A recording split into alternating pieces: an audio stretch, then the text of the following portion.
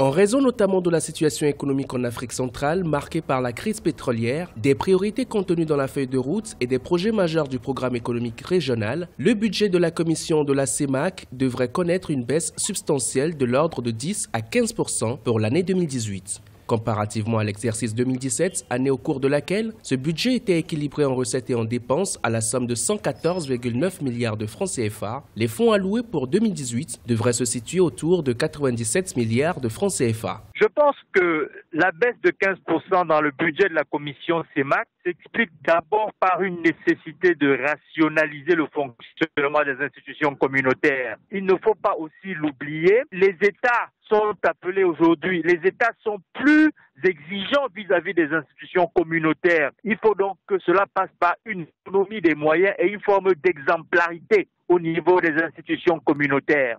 Depuis de nombreuses années, les plus grandes économies de la communauté économique et monétaire d'Afrique centrale tirent en grande partie leurs revenus du secteur pétrolier. Fin 2014 jusqu'alors, la baisse de performance dans ce secteur impacte sérieusement la croissance économique, les finances publiques et la capacité des 6 économies respectives à s'autofinancer. Malgré l'adoption par le Cameroun, le Tchad et le Gabon de programmes soutenus par le FMI et la poursuite d'une politique d'austérité par la Banque centrale régionale, les perspectives à moyen terme de la zone restent incertaines.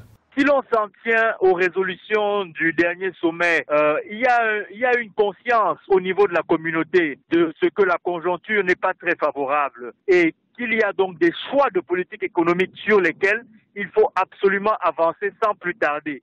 La première option fondamentale en termes de choix économiques est celle d'accélérer la diversification des économies et aller vers la mise en place d'une industrialisation qui passe par la transformation des matières premières, y compris donc les matières premières agricoles. Malgré la réalité économique et financière difficile, les partenaires au développement en Afrique centrale sont optimistes. Le Fonds monétaire international s'attend à une amélioration progressive de la situation dans la région. Il insiste sur la mise en œuvre des engagements politiques des chefs d'État et d'autres institutions en ce qui concerne notamment la diversification économique, l'amélioration du climat des affaires ou encore le renforcement de la gouvernance et de la transparence.